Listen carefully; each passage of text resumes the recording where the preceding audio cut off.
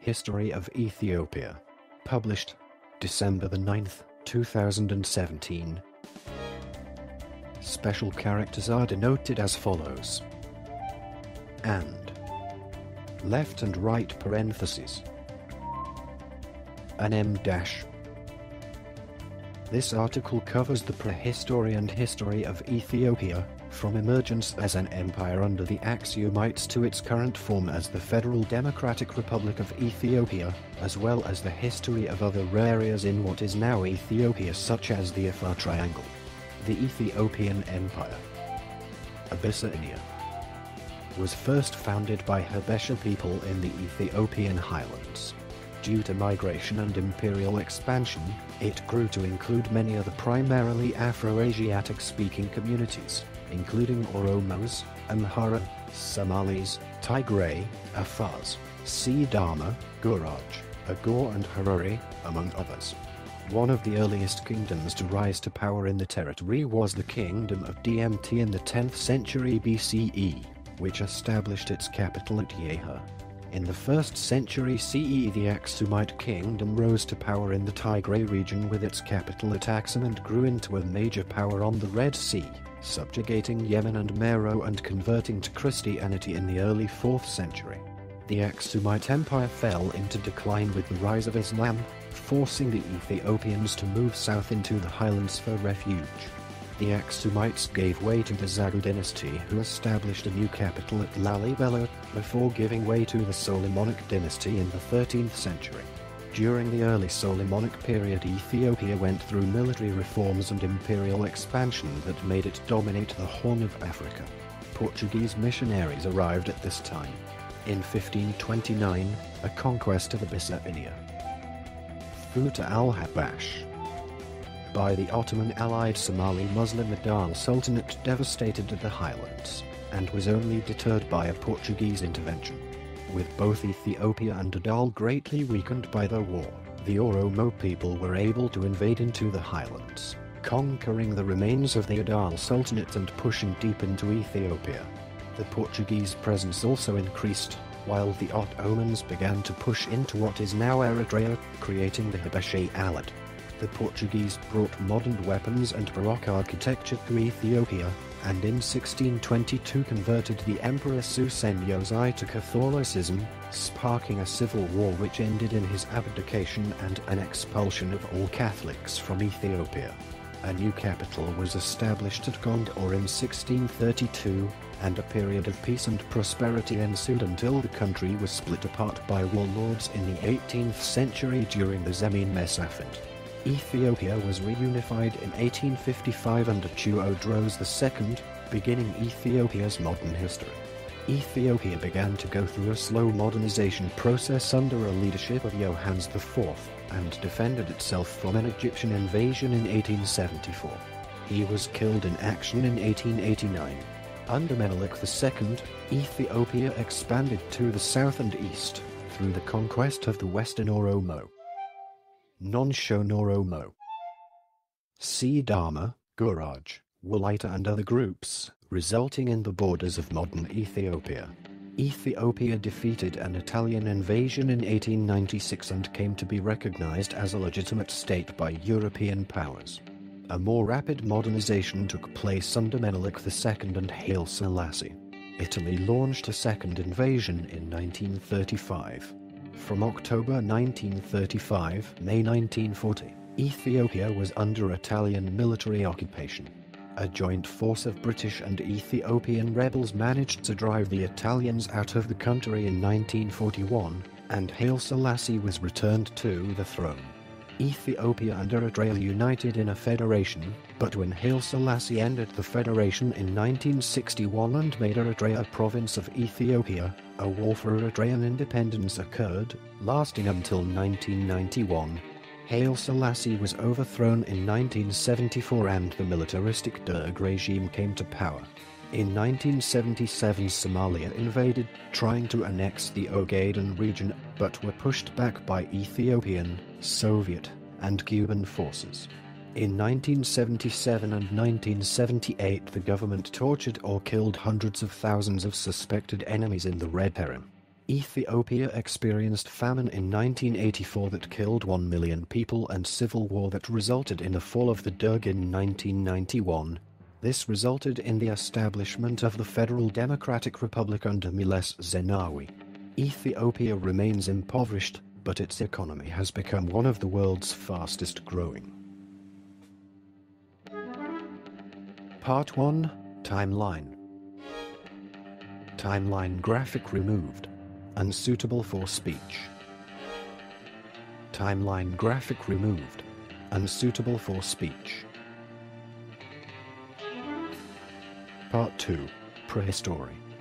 It was not until 1963 that evidence of the presence of ancient hominids was discovered in Ethiopia, many years after similar such discoveries had been made in neighboring Kenya and Tanzania.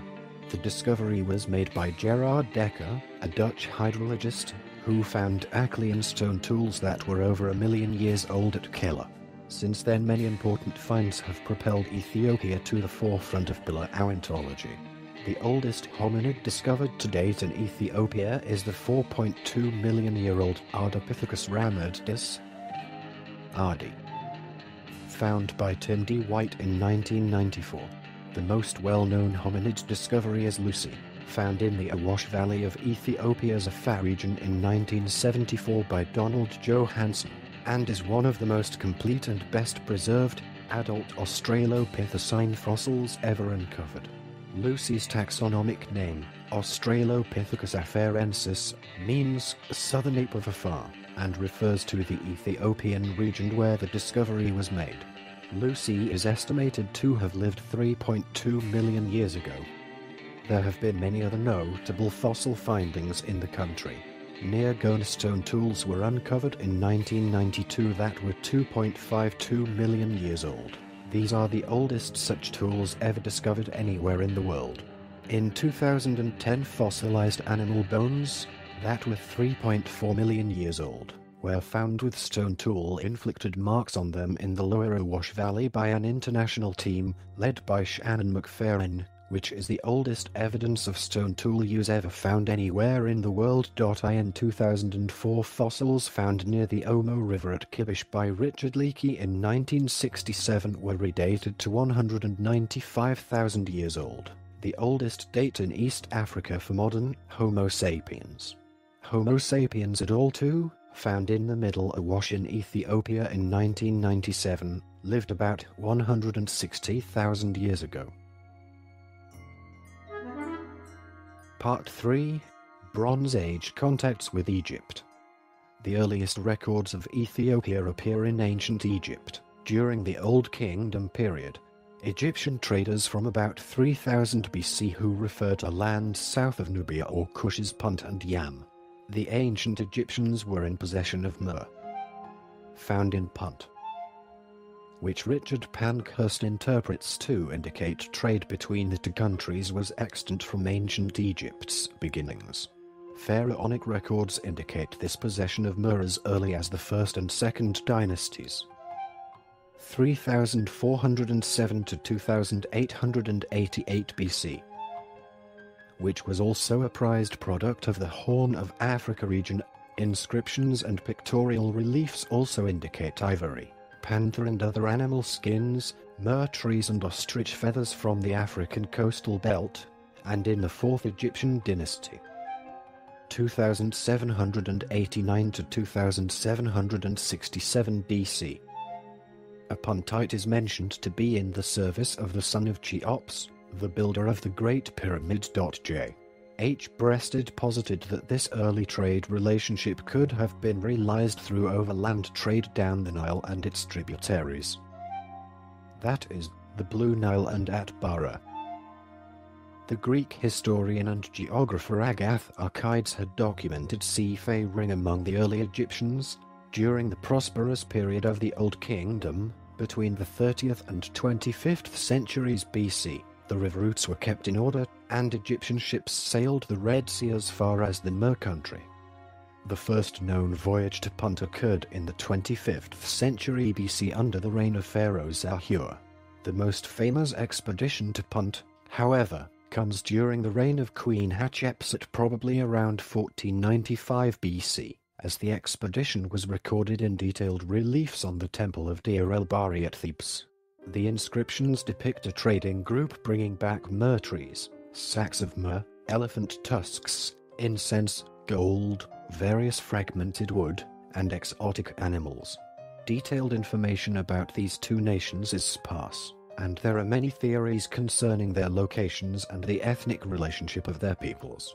The Egyptians sometimes called the land of Punt, God's land, due to the large quantities of gold, ivory, and myrrh that could be easily obtained.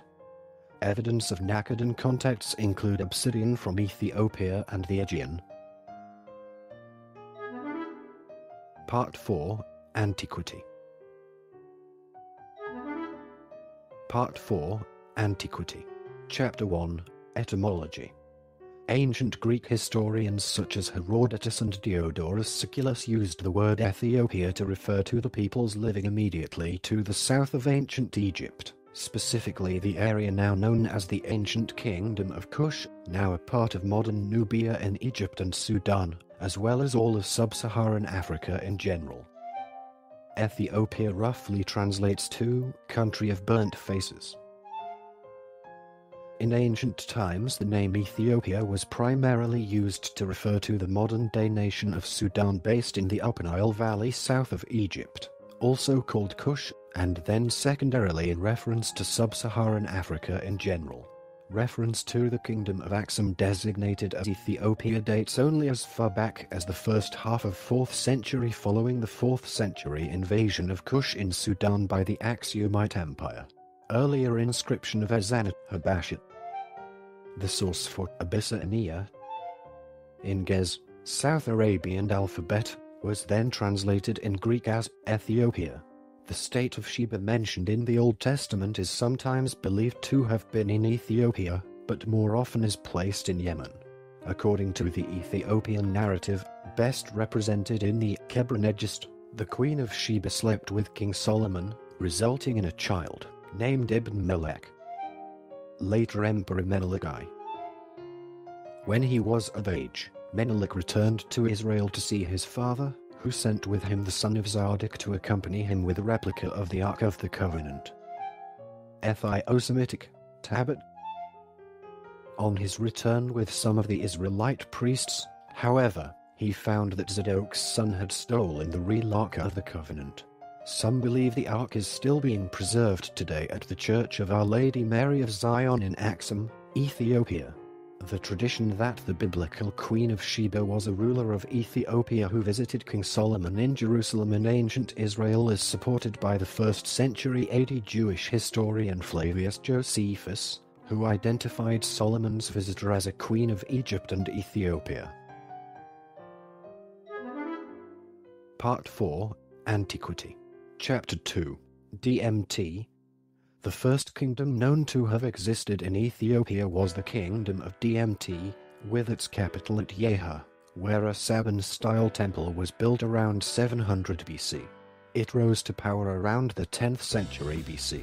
The Dmt Kingdom was influenced by the Sabans in Yemen, however it is not known to what extent. While it was once believed that Dmt was a Saban colony, it is now believed that Saban influence was minor, limited to a few localities, and disappeared after a few decades or a century, perhaps representing a trading or military colony in some sort of symbiosis or military alliance with the civilization of Dmt or some other proto-Axumite state. Few inscriptions by or about this kingdom survive and very little archaeological work has taken place. As a result, it is not known whether Dmt ended as a civilization before Axum's early stages, evolved into the Axumite state, or was one of the smaller states united in the Axumite kingdom possibly around the beginning of the 1st century. Part 4, Antiquity. Chapter 3, Axum. The first verifiable kingdom of great power to rise in Ethiopia was that of Axum in the 1st century AD. It was one of many successor kingdoms to Dmt and was able to unite the northern Ethiopian highlands beginning around the 1st century BC. They established bases on the northern highlands of the Ethiopian plateau and from there expanded southward.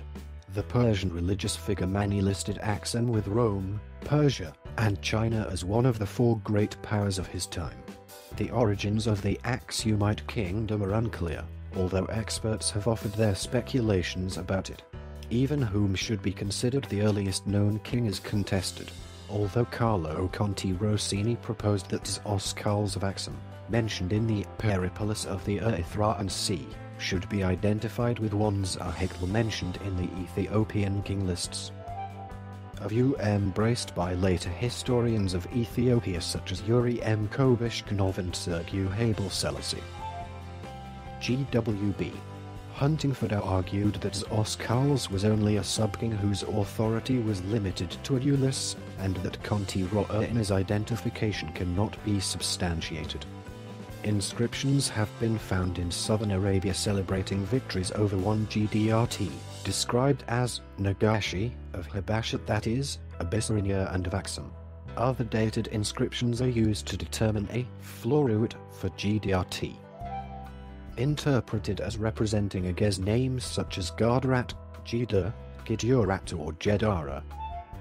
Around the beginning of the 3rd century, a bronze scepter or wand has been discovered at Atbidira with an inscription mentioning Gdia of Axum. Coins showing the royal portrait began to be minted under King Endubis toward the end of the 3rd century. Christianity was introduced into the country by Frumentius, who was consecrated first bishop of Ethiopia by St. Athanasius of Alexandria about 330. Frumentius converted Azanat, who left several inscriptions detailing his reign both before and after his conversion.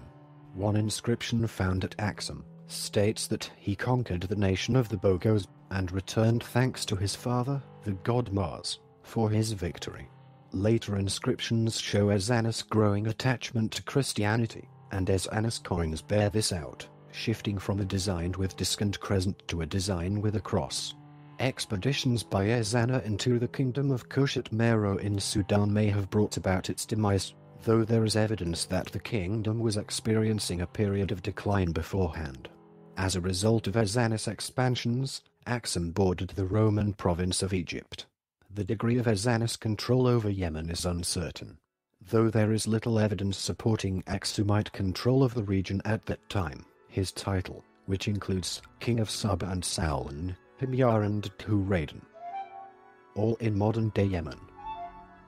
Along with gold Axumite coins with the inscriptions, King of the Habshit or Habashite, indicate that Axum might have retained some legal or actual footing in the area. Toward the close of the 5th century, a great company of monks known as the Nine Saints are believed to have established themselves in the country. Since that time, monasticism has been a power among the people, and not without its influence on the course of events. The Axumite kingdom is recorded once again as controlling part if not all of Yemen in the 6th century. Around 523, the Jewish king Tunus came to power in Yemen and, announcing that he would kill all the Christians, attacked an Axumite garrison at Zafar, burning the city's churches. He then attacked the Christian stronghold of Najran, slaughtering the Christians who would not convert. Emperor Justin I of the Eastern Roman Empire requested that his fellow Christian, Caleb, help fight the Yemenite king, and around 525, Caleb invaded and defeated Tunus, appointing his Christian follower Sumuafat Asharwat as his viceroy. This dating is tentative, however, as the basis of the year 525 for the invasion is based on the death of the ruler of Yemen at the time, who very well could have been Caleb's viceroy. Procopius records that after about 5 years, Abraha deposed the viceroy and made himself king. Histories 1.20. Despite several attempted invasions across the Red Sea, Caleb was unable to dislodge Abraha, and acquiesced in the change. This was the last time Ethiopian armies left Africa until the 20th century when several units participated in the Korean War. Eventually Caleb abdicated in favor of his son Roeb and retired to a monastery, where he ended his days. Abraha later made peace with Caleb's successor and recognized his suzerainty. Despite this reverse, under Ezana and Caleb the kingdom was at its height, benefiting from a large trade, which extended as far as India and Ceylon, and were in constant communication with the Byzantine Empire. Details of the Axumide kingdom, never abundant, become even more scarce after this point. The last king known to mint coins is Armor, whose coinage refers to the Persian conquest of Jerusalem in 614. An early Muslim tradition is that the Negus Armor offered asylum to a group of Muslims fleeing persecution during Muhammad's life. 615. But Stuart Munro believes that Axum had been abandoned as the capital by then, although Kobishkanov states that Ethiopian raiders plagued the Red Sea, preying on Arabian ports at least as late as 702. Some people believed the end of the Axumide kingdom is as much of a mystery as its beginning. Lacking a detailed history, the kingdom's fall has been attributed to a persistent drought, overgrazing, deforestation, plague, a shift in trade routes that reduced the importance of the Red Sea, or a combination of these factors. Munro cites the Muslim historian Abu Jafar al-Khwarazmi/Kharazmi, who wrote before 833, as stating that the capital of the kingdom of Habash was Jama, unless Jama is a nickname for Axum. Hypothetically from Goma, remarkable, revered. The capital had moved from Axum to a new site, yet undiscovered. Part 5, Middle Ages. Part 5, Middle Ages, Chapter 1, Zagu Dynasty. About 1000. Presumably c. 960, though the date is uncertain. A non-Christian princess, Yodit. Gudit, a play on Yodit meaning evil, conspired to murder all the members of the royal family and establish herself as monarch. According to legends, during the execution of the royals, an infant heir of the Axumite monarch was carted off by some faithful adherents and conveyed to Shia, where his authority was acknowledged. Concurrently, Yodit reigned for 40 years over the rest of the kingdom and transmitted the crown to her descendants. Though parts of this story were most likely made up by the Solomonic dynasty to legitimize its rule, it is known that a female ruler did conquer the country about this time. At one point during the next century, the last of Yodit's successors were overthrown by an Agor lord named Mara Takla Haymanot, who founded the Zagu dynasty, named after the Agor people who ruled during this time, and married a female descendant of the Axumite monarchs. Son-in-law, or previous ruler. Exactly when the new dynasty came to power is unknown, as is the number of kings in the dynasty. The new Zagu dynasty established its capital at Roha, also called Defa, where they built a series of monolithic churches. These structures are traditionally ascribed to the king Gebumeskel Lalibela, with the city being renamed Lalibela in his honor, though in truth some of them were built before and after him. The architecture of the Zagu shows a continuation of earlier Axumite traditions, as can be seen at Lalibela and at Yemrahana Christos Church. The building of rock-hewn churches, which first appeared in the late Axumite era and continued into the Solomonic dynasty, reached its peak under the Zagu. The Zagu dynasty controlled a smaller area than the Axumites or the Solomonic dynasty, with its core in the last region. The Zagu seem to have ruled over a mostly peaceful state with a flourishing urban culture, in contrast to the more warlike Solomonids with their mobile capitals. David Buxton remarked that the Zagu achieved a degree of stability and technical advancement seldom equaled in Abyssinian history.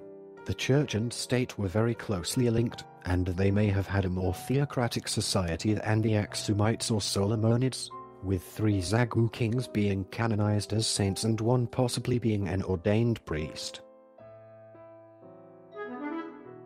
Chapter 1, Zagu Dynasty. Section 1, Foreign Affairs.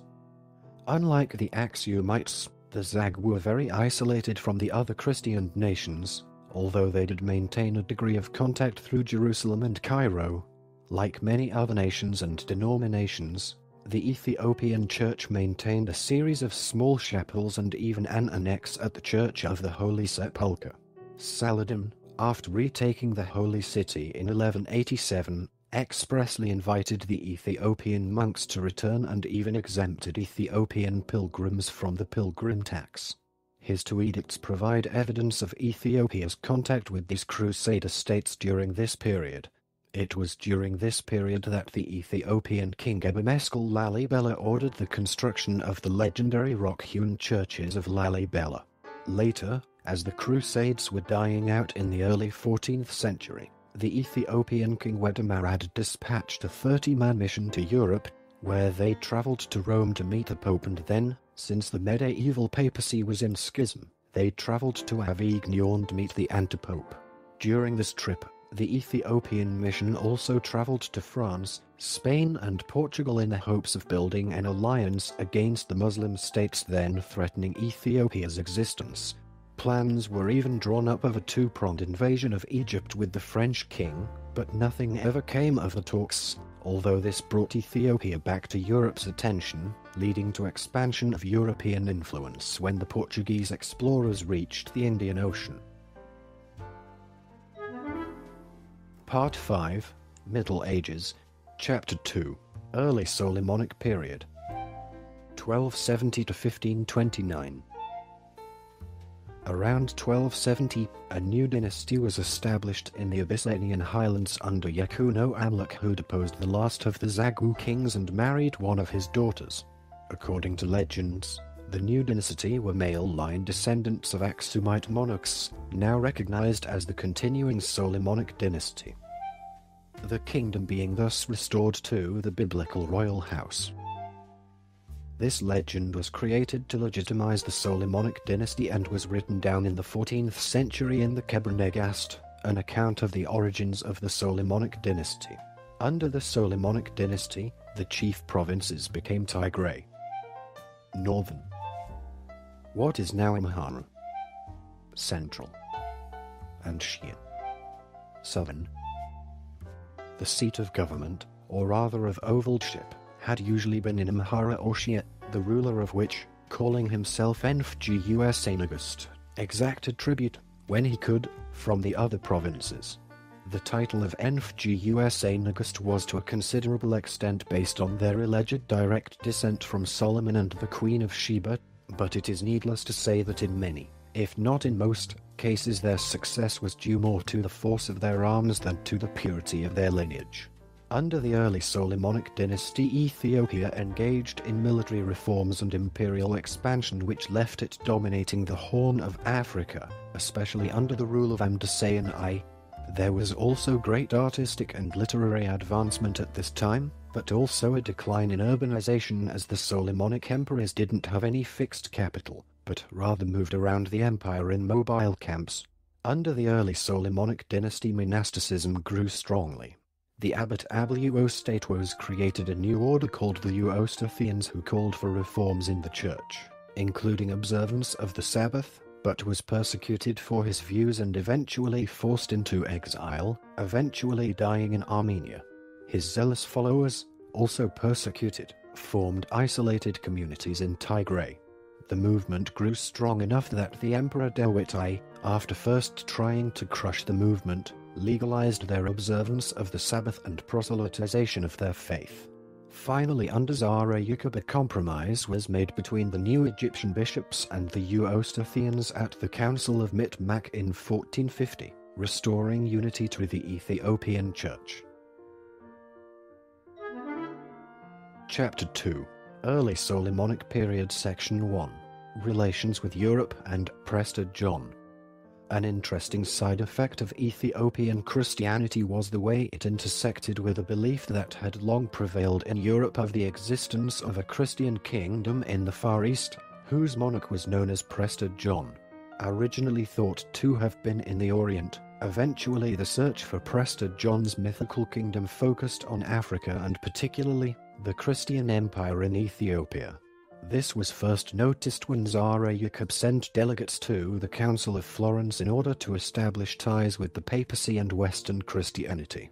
They were confused when they arrived, and council prelates insisted on calling their monarch Prester John, trying to explain that nowhere in Zara Yacob's list of regnal names did that title occur.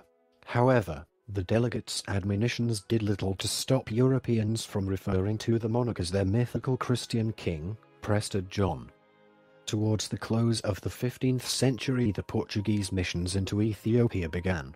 Among others engaged in this search was Pero Darko Vilha, who arrived in Ethiopia in 1490, and, believing that he had at length reached the far-famed kingdom, presented to the Enfgusa Mengistu of the country. Eskender at the time. A letter from his master the King of Portugal, addressed to Prester John Covilha, would establish positive relations between the two states and go on to remain there for many years. In 1507, the emperor sent an Armenian named Matthew to the King of Portugal to request his aid against the Muslims. In 1520, the Portuguese fleet, with Matthew on board, entered the Red Sea in compliance with this request, and an embassy from the fleet visited the emperor, Lebnedengel, and remained in Ethiopia for about 6 years. One of this embassy was Father Francisco Alvarez, who wrote one of the earliest accounts of the country. Chapter 2. Early Solomonic Period. Section 2. The Abyssinian-Adal War. 1529 to 1543. Between 1528 and 1540, armies of Muslims, under the Imam Ahmad ibn Ibrahim al-Ghazi, entered Ethiopia from the Low Country to the southeast, and overran the Abyssinian Kingdom, obliging the emperor to take refuge in the mountain fastnesses. In this remote location, the ruler again turned to the Portuguese, João Bermudes, a subordinate member of the mission of 1,520, who had remained in the country after the departure of the embassy, was, according to his own statement, which is untrustworthy, ordained successor to the Abuna, archbishop, and sent to Lisbon. Bermudes certainly came to Europe, but with what credentials is not known. In response to Bermudes' message, a Portuguese fleet under the command of Estevão da Gama was sent from India and arrived at Massar in February 1541. Here he received an ambassador from the emperor beseeching him to send help against the Muslims, and in the July following, a force of 400 musketeers, under the command of Cristóvão da Gama, younger brother of the admiral, marched into the interior, and being joined by native troops were at first successful against the enemy, but they were subsequently defeated at the Battle of Wofla, the 28th of August 1542, and their commander captured and executed. On February the 21st, 1543, however, Al-Ghazi was shot and killed in the Battle of Wainadaga, and his forces were totally routed. After this, quarrels arose between the emperor and Bermudes, who had returned to Ethiopia with Gama and now urged the emperor to publicly profess his obedience to Rome. This the emperor refused to do, and at length Bermudes was obliged to make his way out of the country. Part 5. Middle Ages. Chapter 3. Oromo Movements. The Oromo migrations were a series of expansions in the 16th and 17th centuries by the Oromo people from southern areas of Ethiopia to more northern regions. The migrations had a severe impact on the Solomonic dynasty of Abyssinia, as well as being the death blow to the recently defeated Adal Sultanate. Part 6. Gondorine Period. Gondor as a third permanent capital, after Axum and Lalibela, of the Christian kingdom, was founded by Fasciladas in 1636. It was the most important center of commerce for the kingdom. Part 6. Gondorine Period. Chapter 1. Early Gondor Period. 1632 to 1769. The Jesuits who had accompanied or followed the Gama expedition into Ethiopia and fixed their headquarters at Fremona, near Adwa, were oppressed and neglected, but not actually expelled. In the beginning of the 17th century, Father Pedro Paez arrived at Fremona, a man of great tact and judgment, who soon rose into high favor at court, and won over the emperor to his faith. He directed the erection of churches, palaces and bridges in different parts of the country, and carried out many useful works. His successor Afonso Mendes was less tactful, and excited the feelings of the people against him and his fellow Europeans. Upon the death of Emperor Susenyos and accession of his son Fasilides in 1633, the Jesuits were expelled and the native religion restored to official status. Fasilides made Gondor his capital and built a castle which would grow into the castle complex known as the Facile Gebi, or Royal Enclosure. Fasilides also constructed several churches in Gondor, many bridges across the country, and expanded the Church of Our Lady Mary of Zion in Axum. During this time of religious strife, Ethiopian philosophy flourished, and it was during this period that the philosophers Zara Yacob and Valdo Hayward lived. Zara Yacob is known for his treatise on religion, morality, and reason, known as Hatata. Chapter 1, Early Gondor Period, Section 1. Ausa Sultanate. The Sultanate of Ausa, Afar Sultanate, succeeded the earlier Imamate of Ausa. The latter polity had come into existence in 1577, when Muhammad Jassim moved his capital from Harar to Ausa with the split of the Adal Sultanate into Ausa and the Harari city-state. At some point after 1672, Ausa declined and temporarily came to an end in conjunction with Imam Muhammad bin Adam's recorded ascension to the throne. The Sultanate was subsequently re-established by Kedafu around the year 1734, and was thereafter ruled by his Mudato dynasty. The primary symbol of the Sultan was a silver baton, which was considered to have magical properties. Part 6, Gondorine Period. Chapter 2, Zemin Mesafint. This era was, on one hand, a religious conflict between settling Muslims and traditional Christians, between nationalities they represented, and, on the other hand, between feudal lords on power over the central government. Some historians date the murder of Iyasu I, and the resultant decline in the prestige of the dynasty, as the beginning of the Ethiopian Zemin Mesafint. Era of the Princes. A time of disorder when the power of the monarchy was eclipsed by the power of local warlords. Nobles came to abuse their positions by making emperors, and encroached upon the succession of the dynasty by candidates among the nobility itself. For example, on the death of Emperor Tewophilos, the chief nobles of Ethiopia feared that the cycle of vengeance that had characterized the reigns of Tewophilos and Tekel Haymanot would continue if a member of the Solomonic dynasty were picked for the throne, so they selected one of their own, Iastos, to be Negusanagist, King of Kings. However, his tenure was brief. Iyasu II ascended the throne as a child. His mother, Empress Mentwab, played a major role in Iyasu's reign, as well as in that of her grandson Iyos II. Mentwab had herself crowned as co-ruler, becoming the first woman to be crowned in this manner in Ethiopian history. Empress Mentwab was crowned co-ruler upon the succession of her son. A first for a woman in Ethiopia. In 1730, and held unprecedented power over government during his reign. Her attempt to continue in this role following the death of her son 1755 led her into conflict with Wilit Bursabe, his widow, who believed that it was her turn to preside at the court of her own son Ios. The conflict between these two queens led to Mentwab summoning her Quarren relatives and their forces to Gondor to support her. Wiubit responded by summoning her own Oromo relatives and their considerable forces from Yeju. The treasure of the empire being allegedly penniless on the death of Iyasu, it suffered further from ethnic conflict between nationalities that had been part of the empire for hundreds of years. The Agor, Amharans, Showans, and Tigrians, and the Oromo newcomers. Mentwab's attempt to strengthen ties between the monarchy and the Oromo by arranging the marriage of his son to the daughter of an Oromo chieftain backfired in the long run.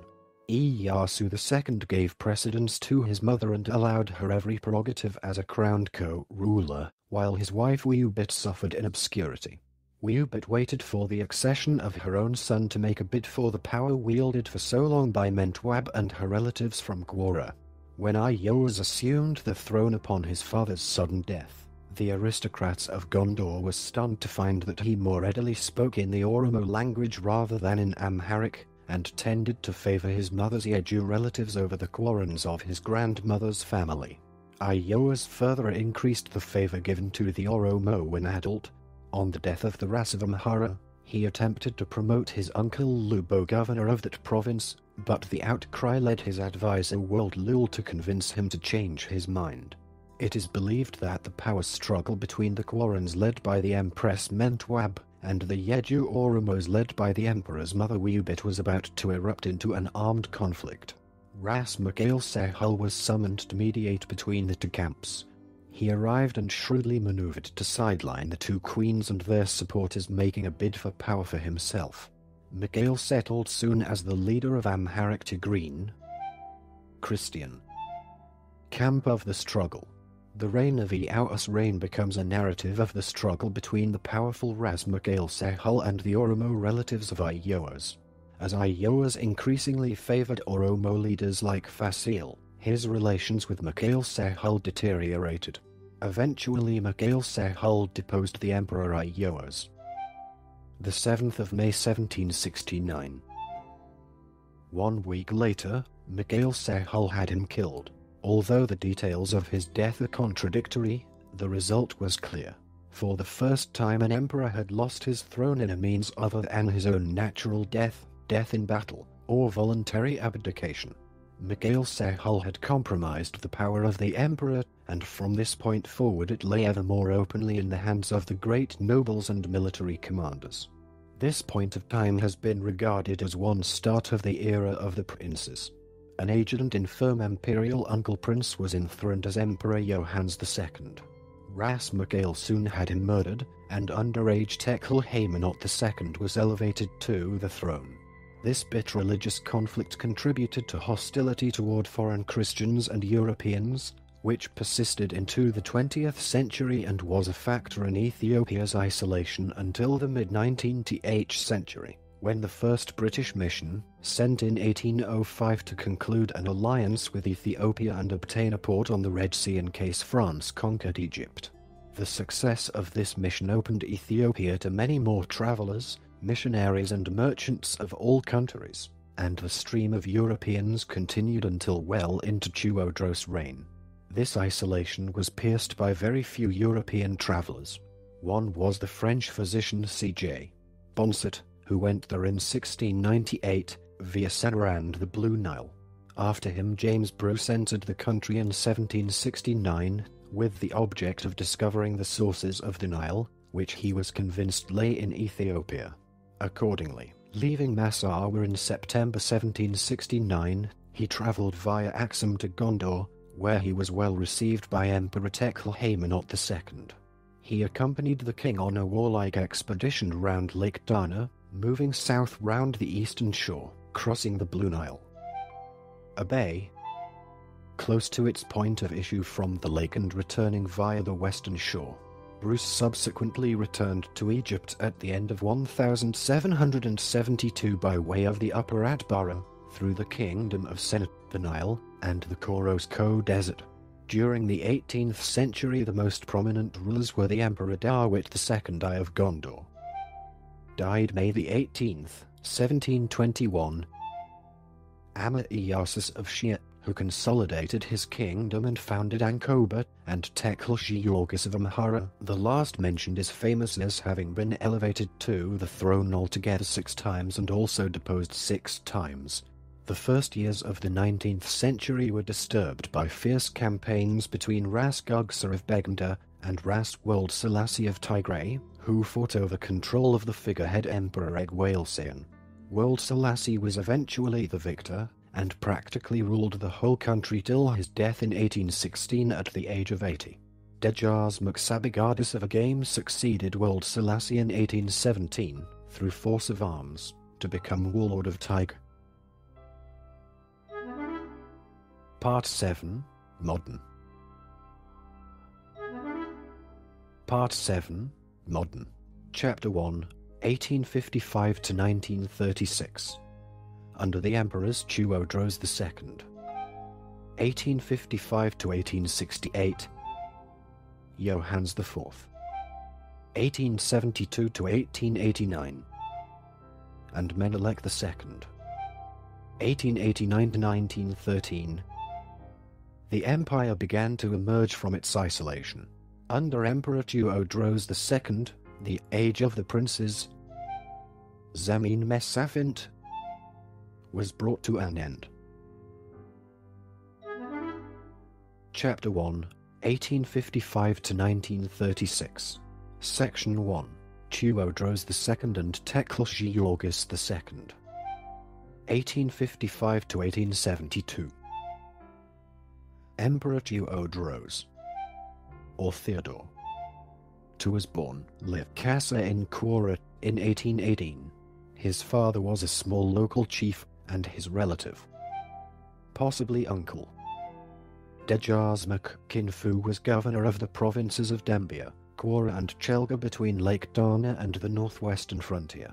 Kassa lost his inheritance upon the death of Kinfu while he was still a young boy. After receiving a traditional education in a local monastery, he went off to lead a band of bandits that roved the country in a Robin Hood-like existence. His exploits became widely known, and his band of followers grew steadily until he led a formidable army. He came to the notice of the ruling regent, Ras Ali, and his mother Empress Menenlibenamide, wife of the Emperor Johannes II. In order to bind him to them, the Empress arranged for Kassa to marry Ali's daughter. He turned his attention to conquering the remaining chief divisions of the country, Gojam, Tigray and Shia, which still remained unsubdued. His relations with his father-in-law and grandmother-in-law deteriorated, however, and he soon took up arms against them and their vassals, and was successful. On February the 11th, 1855, Kassa deposed the last of the Gondorine puppet emperors, and was crowned Negus of Ethiopia under the name of Tewodros II. He soon after advanced against Shia with a large army. Chief of the notables opposing him was its king Haile Melkot, a descendant of Meridas Magasfawasan. Dissensions broke out among the Shiwans, and after a desperate and futile attack on Tewodros at Dabra Burhan, Haile Melkot died of illness, nominating with his last breath his 11-year-old son as successor. November 1855. Under the name Negus Salmeri Am, the future Emperor Menelik II. Daj, Haile Melkot's brother, and Atobezabith, a Shiwan noble, took charge of the young prince, but after a hard fight with Ainjada, the Shiwans were obliged to capitulate. Salmeri Am was handed over to the Emperor Tewodros and taken to Gondor. He was trained there in Tewodros' service, and then placed in comfortable detention at the fortress of Magdala. Tewodros afterwards devoted himself to modernizing and centralizing the legal and administrative structure of his kingdom, against the resistance of his governors. Salmeri Am of Shia was married to Tewodros II's daughter Alatash. In 1865, Salmeri Am escaped from Magdala, abandoning his wife, and arrived in Shia, and was there acclaimed as Negus. Tewodros forged an alliance between Britain and Ethiopia, but as explained in the next section, he committed suicide after a military defeat by the British. On the death of Tewodros, many Shiwans, including Ras Daj, were released, and the young Negus of Shia began to feel himself strong enough, after a few preliminary minor campaigns, to undertake offensive operations against the northern princes. However, these projects were of little avail, for Ras Kasai of Tigray had by this time 1872 risen to supreme power in the north, proclaiming himself Negus under the name of Johannes IV. or John IV. He forced Salmeri-am to acknowledge his overlordship. In early 1868, the British force seeking Duodro's surrender, after he refused to release imprisoned British subjects, arrived on the coast of Massawa. The British and Dajas Mukasa came to an agreement in which Kassa would let the British pass through Tigray. The British were going to Magdala, which Duodros had made his capital, in exchange for money and weapons. Surely enough, when the British completed their mission and were leaving the country, they rewarded Kassa for his cooperation with artillery, muskets, rifles, and munitions, all in all worth approximately £500,000. This formidable gift came in handy when in July 1871 the current Emperor Teklshi August II, attacked Kassa at his capital in Adwa, for Kassa had refused to be named a ras or pay tribute. Although Kassa's army was outnumbered 12,000 to the Emperor's 60,000, Kassa's army was equipped with more modern weapons and better trained.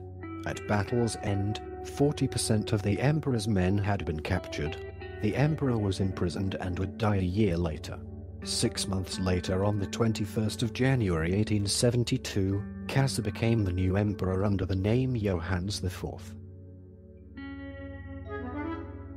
Chapter 1, 1855 to 1936. Section 2, Johannes IV. 1872 to 1889.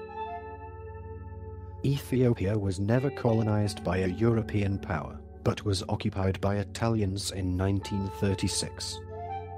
See below. However, several colonial powers had interests and designs on Ethiopia in the context of the 19th century scramble for Africa. When Victoria, Queen of the United Kingdom, in 1867 failed to answer a letter Duodros II of Ethiopia had sent her, he took it as an insult and imprisoned several British residents, including the consul. An army of 12,000 was sent from Bombay to Ethiopia to rescue the captured nationals under the command of Sir Robert Napier. The Ethiopians were defeated, and the British stormed the fortress of Magdala, now known as Amba Mariam. On April 13, 1868, when the emperor heard that the gate had fallen, he fired a pistol into his mouth and killed himself. Sir Robert Napier was raised to the peerage and given the title of Lord Napier of Magdala. The Italians now came on the scene. Assa, a port near the southern entrance of the Red Sea, had been bought from the local sultan in March 1870 by an Italian company, which, after acquiring more land in 1879 and 1880, was bought out by the Italian government in 1882.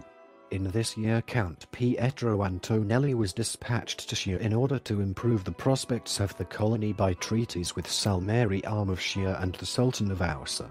In April 1888 the Italian forces, numbering over 20,000 men, came in contact with the Ethiopian army, but negotiations took the place of fighting, with the result that both forces retired, the Italians only leaving some 5,000 troops in Eritrea, later to become an Italian colony.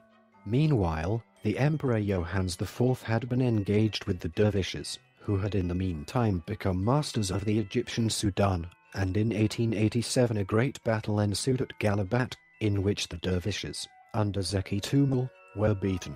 But a stray bullet struck the king, and the Ethiopians decided to retire.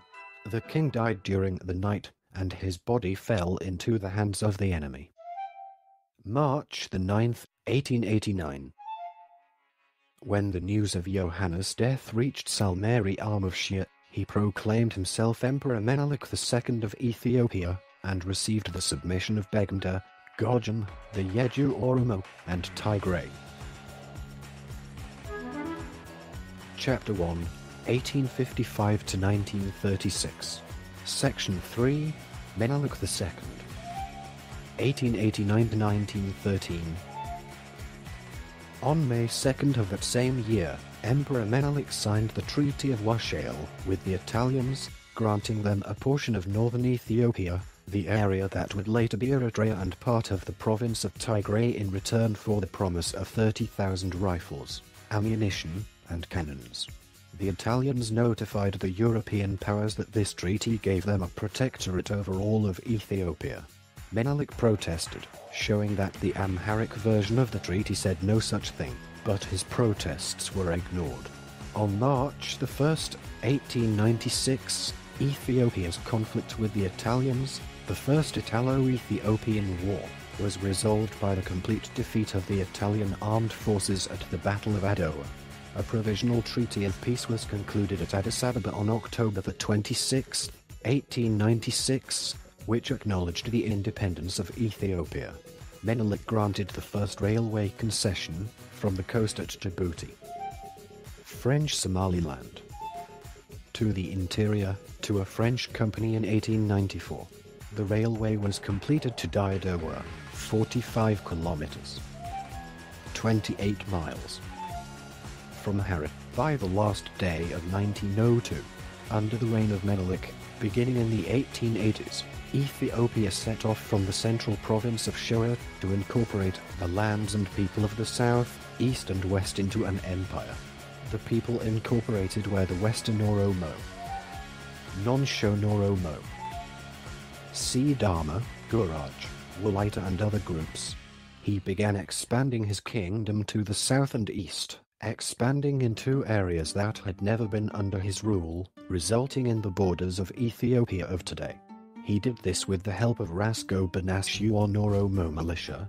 During the conquest of the Oromo, the Ethiopian army carried mass atrocities against the Oromo population, including mass mutilation, mass killings and large-scale slavery.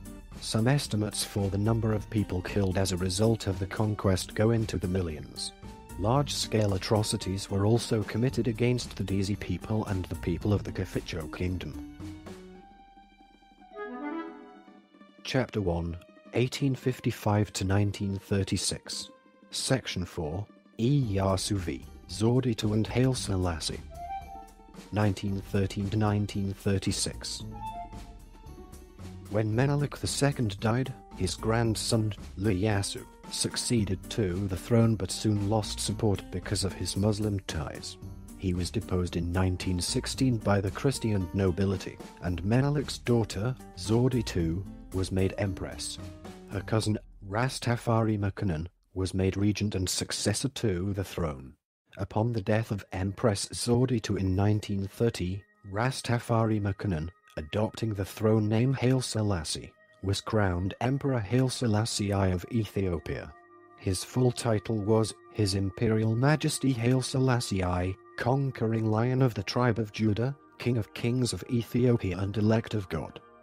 Following the death of Abijafar II of Jimma, Emperor Haile Selassie seized the opportunity to annex Jimma. In 1932, the Kingdom of Jimma was formally absorbed into Ethiopia. During the reorganization of the provinces in 1942, Jimma vanished into Kaffa province. Part 7, Modern. Chapter 2, Italian occupation, 1936 to 1941. Emperor Haile Selassie's reign was interrupted in 1935 when Italian forces invaded and occupied Ethiopia. The Italian army, under the direction of dictator Benito Mussolini, invaded Ethiopian territory on October 2, 1935. They occupied the capital Addis Ababa on May 5. Emperor Haile Selassie pleaded to the League of Nations for aid in resisting the Italians. Nevertheless, the country was formally annexed on May 9, 1936, and the emperor went into exile. Citation needed. The war was full of cruelty. The Ethiopians used dum-dum bullets, prohibited by the Hague Convention of 1899, Declaration of 3. And the Italians used gas, prohibited under the Geneva Protocol of 1922. Citation needed. Many Ethiopians died in the invasion.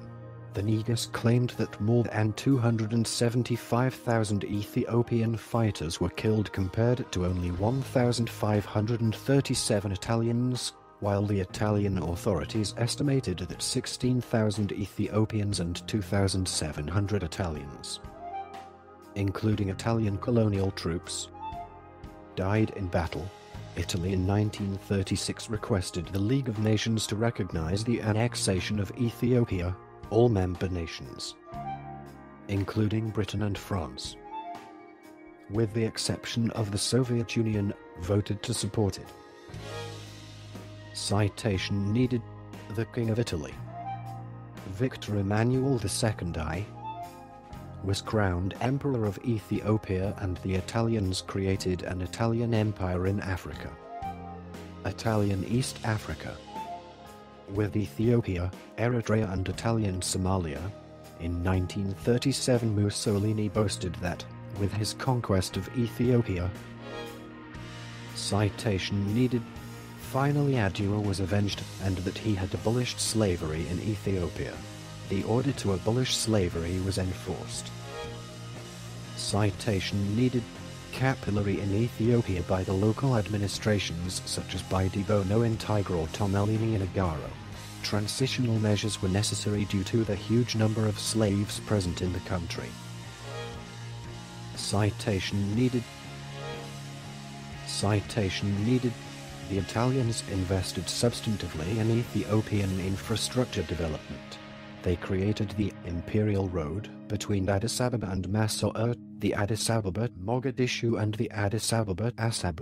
900 kilometers of railways were reconstructed or initiated. Citation needed. Like the railway between Addis Ababa and Assab, dams and hydroelectric. Citation needed. Plants were built, and many public and private companies were established in the underdeveloped country. The most important were Company Peril Cotton d'Ethiopia, cotton industry, Cemetery d'Ethiopia, cement industry. Citation needed. Compagnia Etiopica minor area, minerals industry, Impresa Electric d'Ethiopia, electricity industry, Compagnia Etiopica degli Esplosivi, armament industry, Trasporti automobilistici, Sitao, mechanic and transport industry. Citation needed. Citation needed. Much of these improvements were part of a plan to bring 500,000 Italians to colonize the Ethiopian plateaus. Citation needed. In October 1939 the Italian colonists in Ethiopia numbered 35,441, of whom 30,232 male, 85.3%, and 5,209 female, 14.7%. Citation needed. Most of them living in urban areas. Only 3,200 Italian farmers moved to colonize farm areas, where they were under sporadic attack by pro-Haile Selassie guerrillas. Part 7, Modern. Chapter 3, World War II. In spring 1941 the Italians were defeated by British and Allied forces, including Ethiopian forces. On May 5, 1941, Emperor Haile Selassie re-entered Addis Ababa and returned to the throne. The Italians, after their final stand at Gondorine in November 1941, conducted a guerrilla war in Ethiopia that lasted until summer 1943. After the defeat of Italy, Ethiopia annexed the former Italian colony of Eritrea. Part 7, Modern. Chapter 4, Post-World War II period, 1941 to 1974.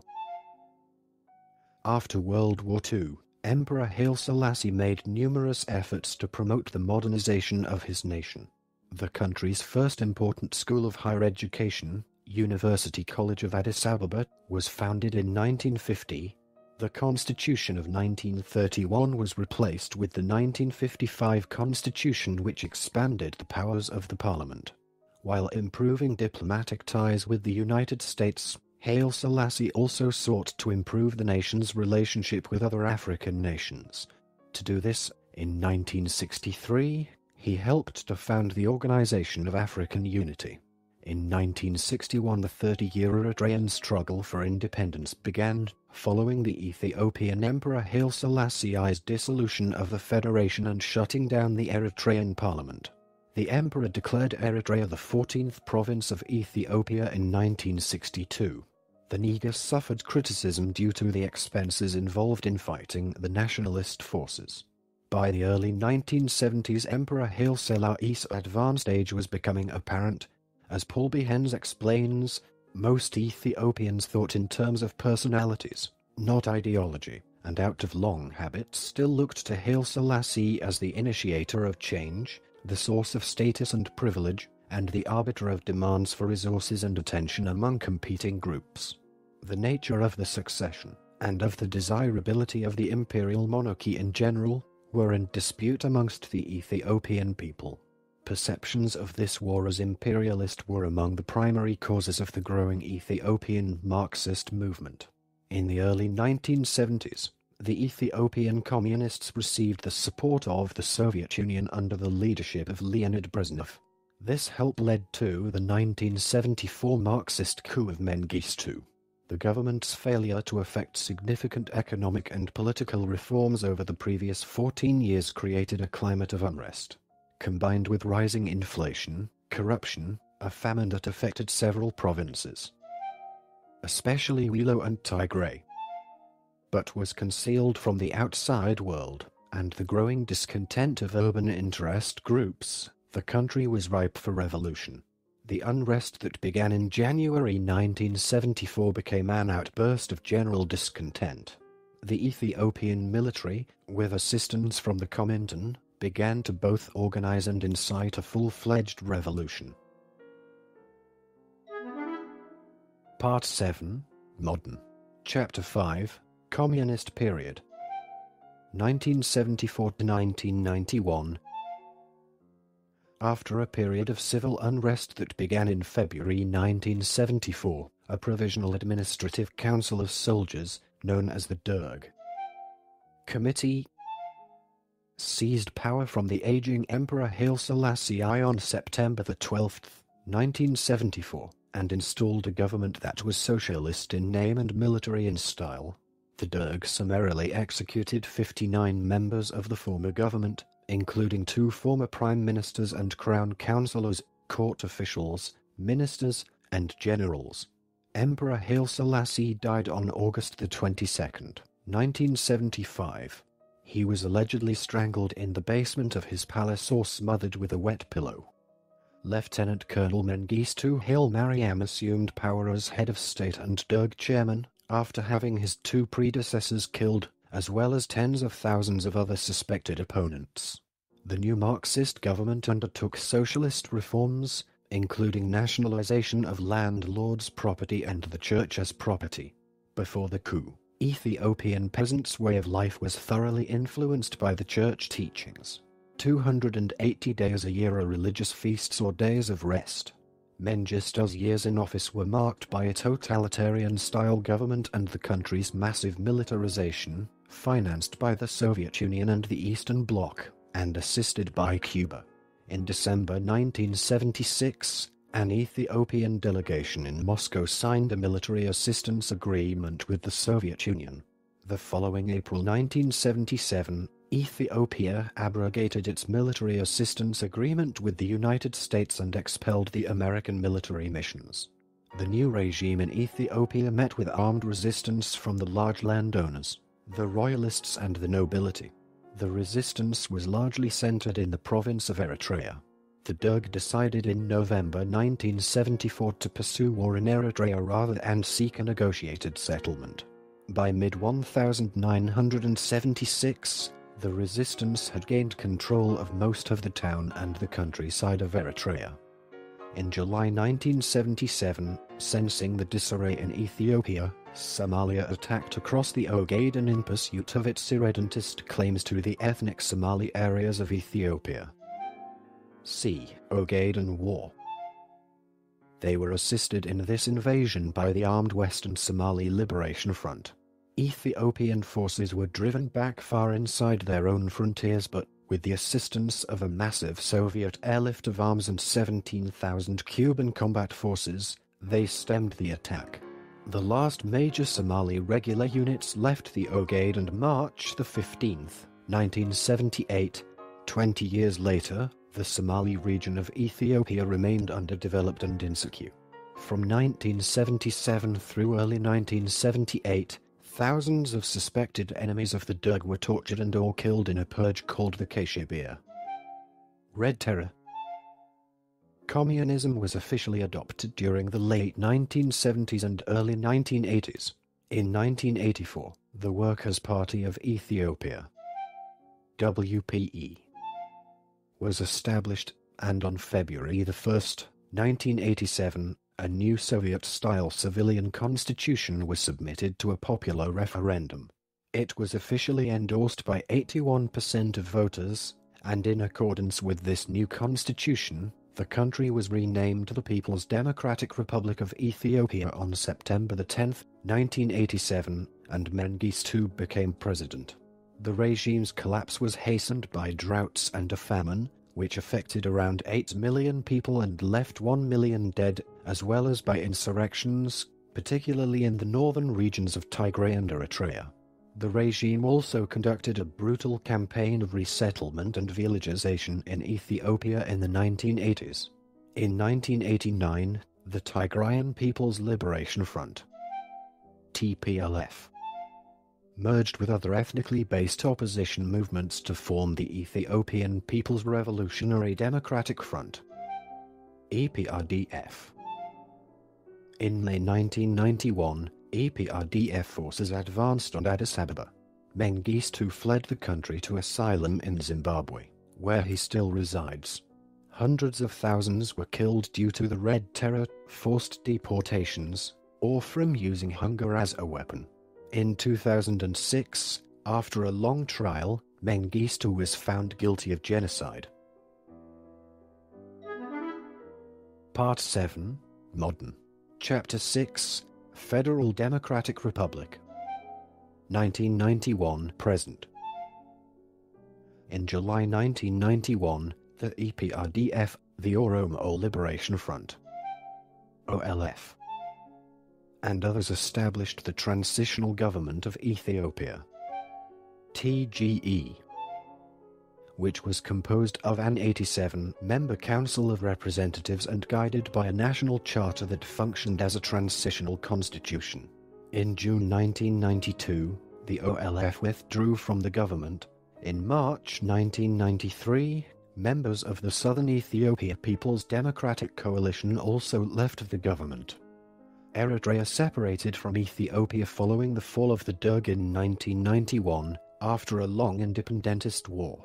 In 1994, a new constitution was written that formed a bicameral legislature and a judicial system. A general election in 1995 to elect the parliament also elected Meles Zenawi as prime minister and Negaso Gidada as president. Ethiopia's second multi-party election was held in 2000 and Meles was re-elected as prime minister. In October 2001, Lieutenant Girma Wold-Jorgis was elected president. In the 2005 general election, allegations of irregularities that brought victory to the Ethiopian People's Revolutionary Democratic Front resulted in widespread protests in which the government is accused of massacring civilians. See Ethiopian police massacres. With the collapse of the Soviet Union and with the rise of radical Islamism, Ethiopia again turned to the Western powers for alliance and assistance. After the September 11th attacks in 2001, the Ethiopian army began to train with U.S. forces based out of the Combined Joint Task Force, Horn of Africa, CJTF-HOA, established in Djibouti, in counterterrorism and counterinsurgency. Ethiopia allowed the US to station military advisors at Camp Herso. In 2006, an Islamic organization seen by many as having ties with Al-Qaeda, the Islamic Courts Union, ICU, spread rapidly in Somalia. Ethiopia sent logistical support to the transitional federal government opposing the Islamists. Finally, on December 20th, 2006, active fighting broke out between the ICU and Ethiopian army. As the Islamist forces were of no match against the Ethiopian regular army, they decided to retreat and merge among the civilians, and most of the ICU-held Somalia was quickly taken. Human Rights Watch accused Ethiopia of various abuses including indiscriminate killing of civilians during the Battle of Mogadishu. March-April 2007. Ethiopian forces pulled out of Somalia in January 2009, leaving a small African Union force and smaller Somali transitional government force to maintain the peace. Reports immediately emerged of religious fundamentalist forces occupying one of two former Ethiopian bases in Mogadishu shortly after withdrawal. Meles Zenawi died on the 20th of August 2012 and was succeeded as Prime Minister by Hailemariam Desalegn. On the 7th of October 2013, Mulatu Teshome was elected President of the country. This recording is a derivative work from Wikipedia. For more information, please visit www.frogcast.org.